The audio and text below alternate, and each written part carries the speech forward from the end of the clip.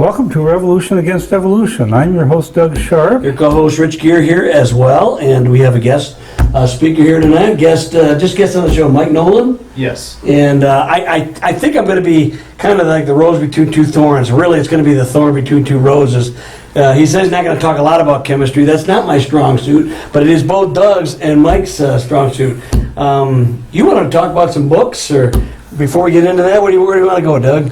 Well, we want to, this is basically Mike's testimony of how I met God in quantum chemistry class.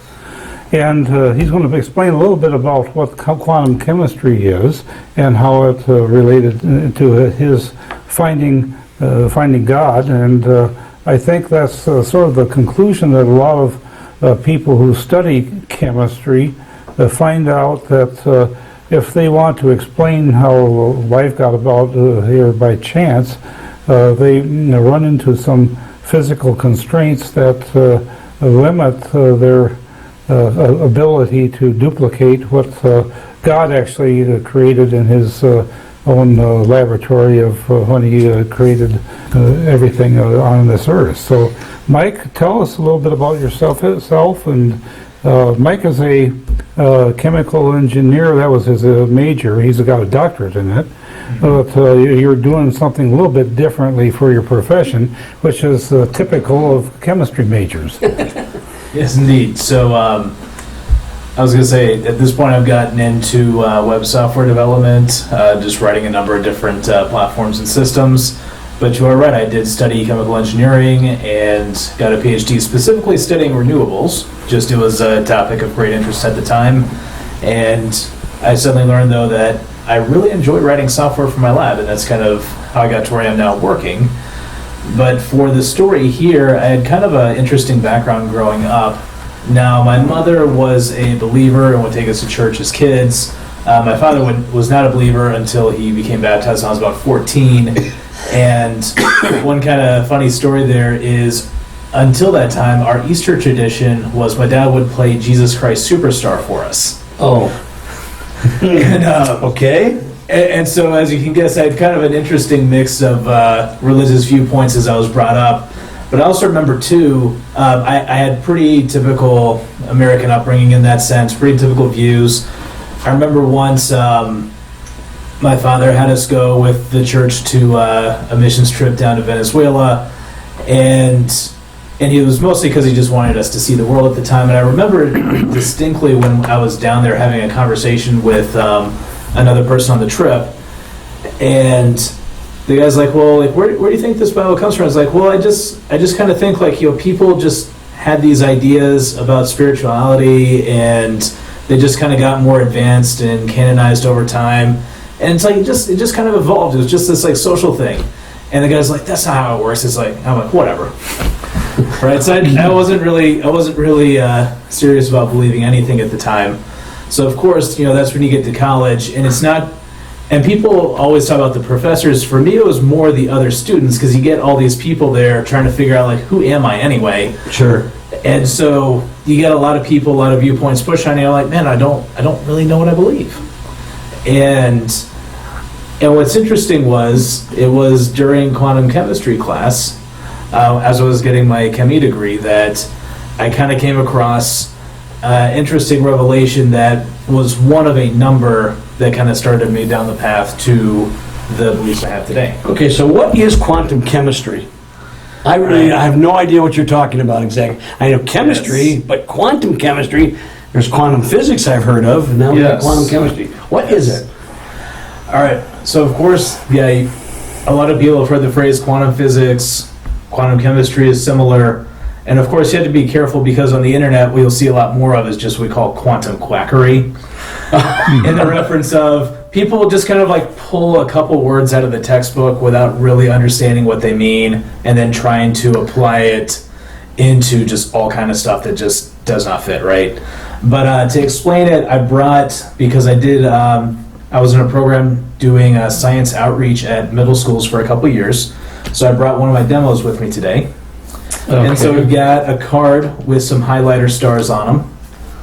And we're going to start... That's fine art, man. I know, man.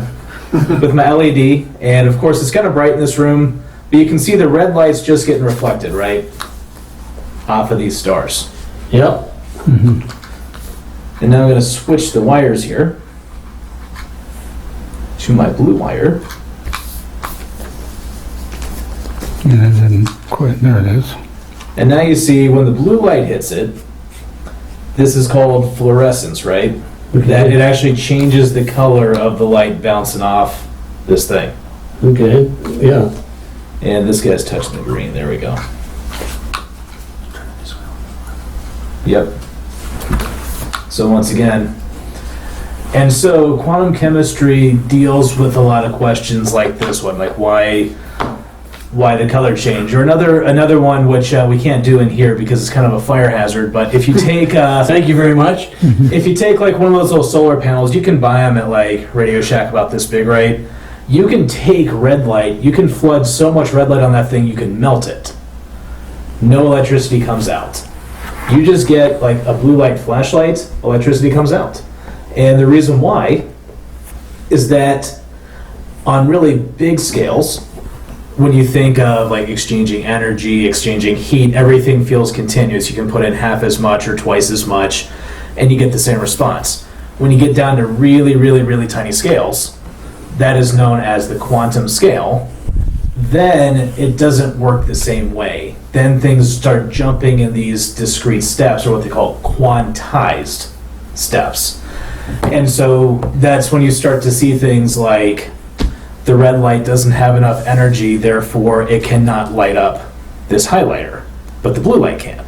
And so quantum chemistry is they just teach you all of the math to make sense out of all of this. And if it sounds confusing, trust me, it was just as confusing for me too. I gotta be, all right. Okay. But I just remember though, like I'm in the class, I'm thoroughly confused too. And I'm like learning all this math, all these equations, and then I just had this kind of weird thought, which was, man, it's like, okay, we're studying the electrons going around this nucleus, although they don't really go around. So that's the other thing, they don't go around. They're in this particular Wave state. pattern, yeah. Yes, the wave pattern. Yeah, I had the unfortunate experience of taking 2 physical chemistry classes during the summer. Yes. And to pack PChem in 2 of them in the summer is pretty horrendous. I Yes. to try to derive Schrodinger's equations and Yes. to figure all that out and understand it is a lot to bear. I was going to say, man, Schrodinger's equation is exactly when I was thinking about this, because I'm looking at this just like, B7 equation, and I'm thinking, how does the electron know to do all of this? How does it know how to obey all of these rules? And that led me down to some more interesting questions, which is, why are these rules even here? Right? And this can even get down to really basic things. For example, like a lot of people learn about, in the atom, there's like the proton, neutron, electron. It's like, okay, we have a plus and a minus. Like, why does there have to be a plus and a minus? Why can't it be just 1? Why can't it be 3? Like plus, minus, and plinus. Okay. And Linus, huh? Okay. Yeah. And or Linus as in Pauling. Yeah. there you go. Well, I think Linus is in peanuts, but that's okay. That's right. That's right. And then I started to realize it's like, actually all of these things that kind of bring about the reality that we have, really the stuff we're made out of is ideas and information, right? The ideas are all of that math, all of the things that govern all of these really tiny interactions going up into the world we can see. And then the information is just the information of like where things are, what state they're in, all of this. And I realized it's like, well, look, if really the substance is ideas and information, right? These sort of things come from a mind. And what's interesting is, that was an observation I had about 2004. It's also kind of funny because if you watch it on the internet, right, a few years later, people will actually start coming out with with what they call the simulation theory, which is just another form of creationism, except it's like, well, instead of it being a creator in the typical religious sense, it's a creator in the sense of, like, we're on some guy's Minecraft server, but with a much higher resolution. Oh my. Okay. Wow, I haven't heard that like, before. And he's watching, and he's just like, somewhere there's some guy on a computer like watching us like talking to each other right now. Okay. Yeah, And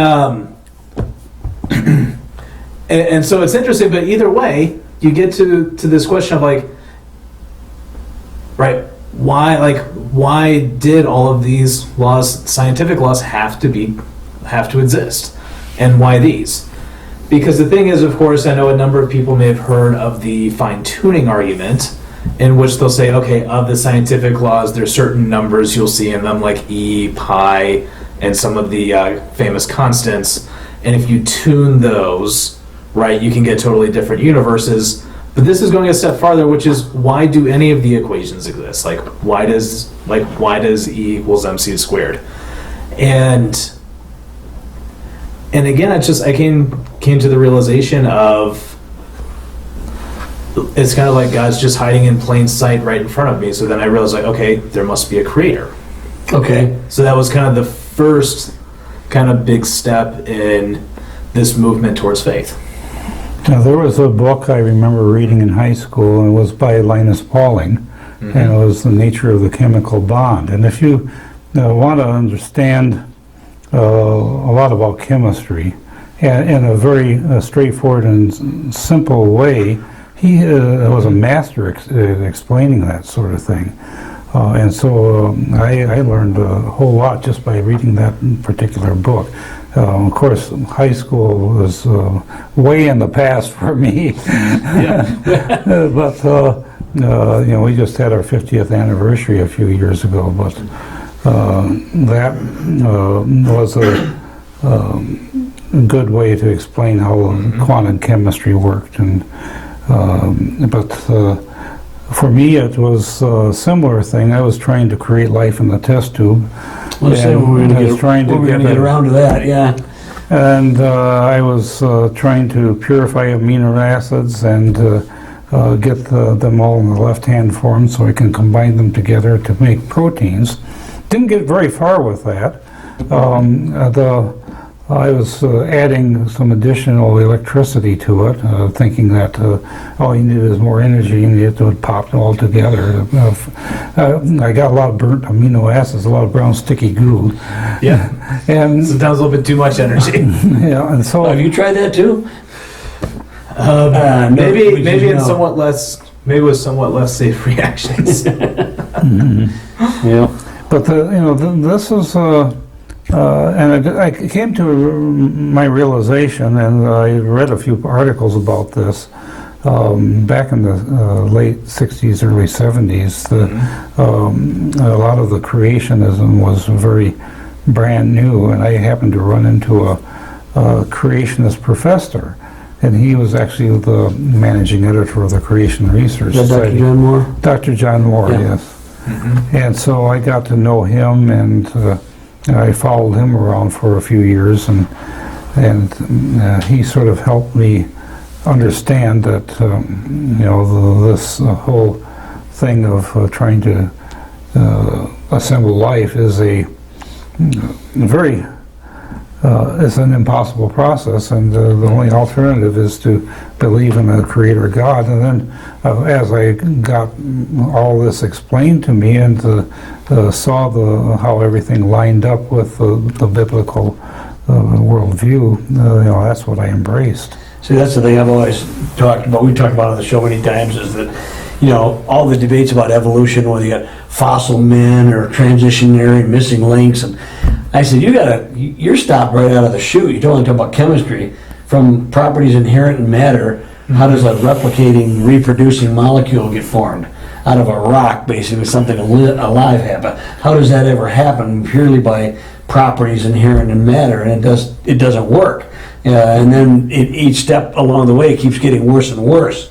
And you chemistry guys seem to know all of that stuff, Yeah, well, I mean, this goes even a step farther than back, because it's funny. Like right around this time too, I was debating with an uncle of mine who was an atheist and a biology professor. I remember one point he made to me is he's like, Mike, the debate is not going to be with now the way he said it was the debate will not be with the biologists, it'll be with the geologists. Like, how were their conditions to begin with to create life to begin with? Mm-hmm. And he's like that one's actually like the much more difficult one, like in his mind. Yeah, well, definitely, yes. But then also too, in this case, this goes even a step farther back, which is I sort of wonder, like, why is there chemistry? Period. Like why? Right. Right. Like why is there Schrodinger's equation, which is the equation about the electrons around the nucleus and about the chemical bonds, right? All the very basic stuff to make chemistry happen at all. Yeah, why is there cerium? Yes. I'm pulling his leg because his company is called ceriumsoft.com. Yes, and that's because I worked in catalysis. So you're right, that was the very first catalyst I worked on was cerium oxide. And so I then being convinced, like, okay, like I can kind of see that there is a creator in the sense that actually to create a whole universe is really you create the right ideas and the right information, right? Everything kind of proceeds from that.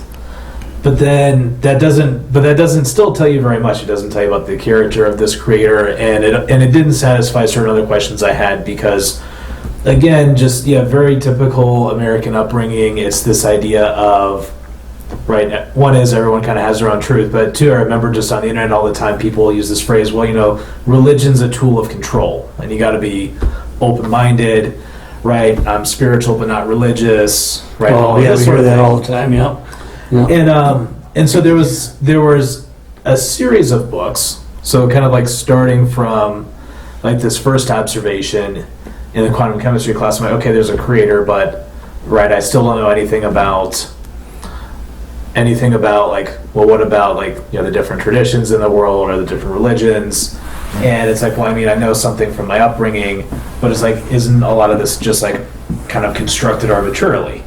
And there was another book I would come to read later. This is when I was in grad school, and I was involved in a makerspace up there. And what's funny is the guy leading it constantly talked about this guy who wrote a book called The Pattern Language, and also the guy's magnum opus, The Timeless Way of Building. And what's funny is this is an architecture book, and it's by a very liberal Berkeley professor, but he's a great author though, but you will definitely see like that part of him come out in some of the other books.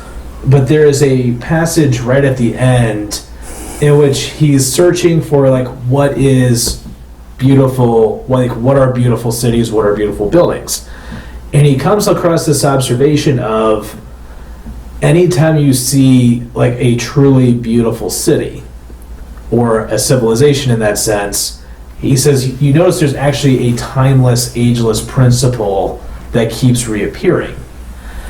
And there's a section in that chapter right at the end in which he's like, I'm worried I may actually be a conservative. For this like liberal Berkeley professor, he's like, I'm kind of worried, like, oh, I'm just recreating the past. And then but he comes to realize that actually we don't live in a world in which, because evolution is not only a concept in biology, but also in this cultural sense of the people before us were less, the people after us are more. Yeah. Right? And history is always moving in a particular direction. But he says, actually, there are certain fundamental truths about how people relate to each other, how they relate to nature, how they relate spiritually. And really, every innovation is just us trying to discover this truth more. And the funny thing about it is that one of the things that also happens there is that he observes culture is not arbitrary. Like a lot of the rules we live under are not made up. A lot of them have a purpose.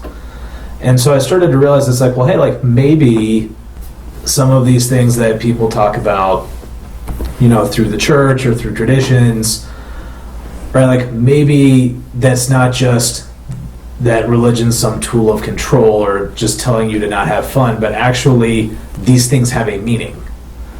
They have a purpose and they're there for a reason, and therefore even if you're trying to discover new, like you need to understand what these people have been saying. Self-evident truths are things that, lying just seems, it's universally bad, even though people do it. Yeah. That was the other thing about it, is how do we come up with the idea that lying is wrong when so many people still do it, but they know it's wrong? If we made rules of ourselves, we'd never make rules that we would always disobey. We'd make rules we could obey. You know what I mean?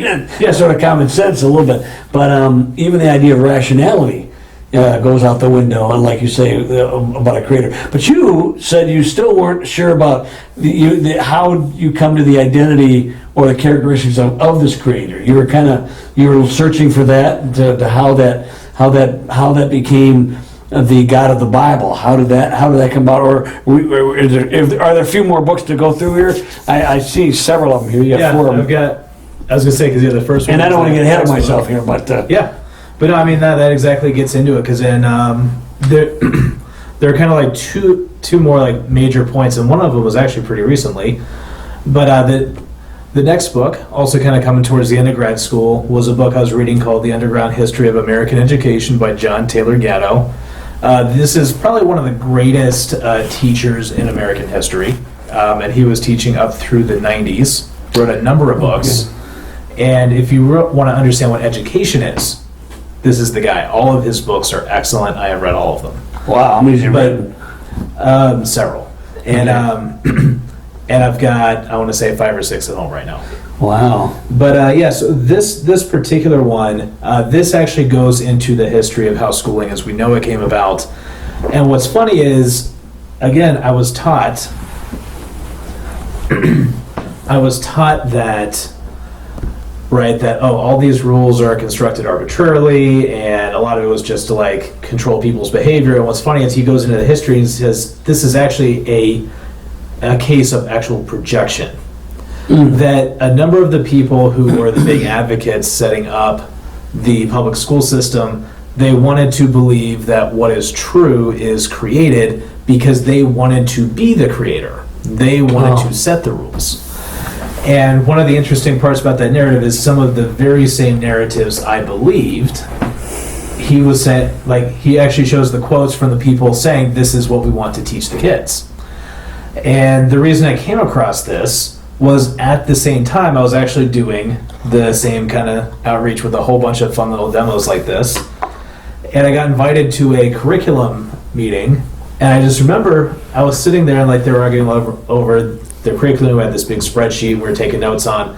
And I'm thinking like, hey man, these people talking like after this meeting, like whatever's on this paper, that's going to be truth to all the students that are going to be taught this. Oh yeah. And that again was a very perspective changing moment, and it made me wonder again what is real. And what's funny is is that in this also too he talks about there was this kind of almost war against the church. I'm like, man, like what is it about the church that that has been hiding in plain sight in front of me this whole time? And what's funny is all the way back at that quantum chemistry class, all the way back at Georgia Tech, there was a guy teaching me the Bible, and then all of a sudden I'm like, man, all the stuff you teach me, come back to me. And I'm like, man, I got to go read this again. And what's funny is, I also realized one other thing, which was as a kid, because like my mom wanted me to be a good boy, right? She'd take me to Sunday school, and what do they teach little kids at Sunday school? They're like, yeah, like here's the creation, and here's Noah. And here's a couple of cool stories of Jesus and David and Goliath. And when you get just those as a kid and you don't read any of the other scripture or have it explained to you, it's easy to believe that's fairy tales because they pick the most fairy tale-like stories out of it and don't give you anything else. Those amazing ones, yeah. Yeah, you have Noah in the ark, little boat with the giraffe sticking out. Oh yeah, the bathtub arcs, we can't stand those things, Oh man. They wouldn't even float, I know. And then what happens is that then you get some militant atheists in colleges like, yeah, but what about these passages? And then you like read this stuff that you've never read before about like some conflict, usually out of the book of Joshua or something, and you're totally blindsided by it. But then I go back and I start reading all of it again, even in the Old Testament. I'm like, wait a minute. they kept telling me, religion's a tool of control, but like both testaments are full of examples of people warning about, right, even the greatest leaders are sinful, right? Moses had committed some sins, right? David had famously committed some sins, made some grave mistakes. And was that in the New Testament, 2 Peter, right, the warning about false teachers and bad teachers, and that the leaders should be held to a higher account. I'm like, hey, I was told that religion behaves this way, but like I'm reading like, no, it behaves this other way. It's also funny at the same time, I was also getting to know William Lane Craig from the Reasonable Faith podcast, and there was one episode he had called St. Augustine Said What? And it was a debate about young Earth and old Earth, but it was held in the 400s. And again, they said, oh no, in the history book, like everyone thought the Earth is flat, and young Earth creation, and that's all the only thing people thought. And the thing is it's not to bring up necessarily which side of the debate, but it's like the fact that there was a debate, and then I also learned there were actually a number of historical figures who thought the world was round. For some reason, I remember that one in particular. I suddenly realized, like, hey man, like what they told me about history maybe was not that true. Well, Eratosthenes calculated the diameter of the Earth, and and also Ptolemy. yeah. What year was that? Well, that was even before Christ. Yeah. Mm-hmm. Well, they didn't know that. Of course, the biblical text, the sphere of the earth, talks about that, and hanging the earth upon nothing, those are actually in the book of Job, so, and Isaiah. So, but anyway, so you're taking this travel, you're doing this little odyssey, different books, different things are beginning to waking up you things, some of the stuff you were taught, but you didn't really accept any of it, you basically, it reminds me of a friend of ours. We have a really, really good friend, his name is Dr. Jerry Bergman, and he was raised, a mother was a Jehovah's Witness and his father was an atheist. That's a heck of a combination. That is. And he came to the conclusion, well, he started looking at all the things in the world that we consider good, higher education, hospitals, Salvation Armies, charity work. He said it was all done by Christians. It was not done by Buddhists or Hindus or atheists. None of that comes out from that. And that made him start thinking in terms of other things. It was different than your journey, but it was interesting because he said his mother's views, he knew that was wacko. The Jehovah's Witness, he didn't like that at all. So he just declared himself to be atheist. And some people challenged him, and he did his own journey of faith. But again, he's got 9 postgraduate degrees. He was personal friends with Madeleine Marie O'Hare. Yeah. Oh yeah. That's impressive. Her end was not too good, but unfortunately, we're starting to run out of time, Mike, and we're not going to be able to get into your other book, The Twilight of Atheism. Maybe I'm going to have you back on and have you explain the rest of your story, because this is fed. I mean, I'm just mesmerized here. This is pretty good. But we hope you enjoyed our time with Mike Nolan explaining his story about his experience with life, and we'll see you next time on Revolution Against Evolution.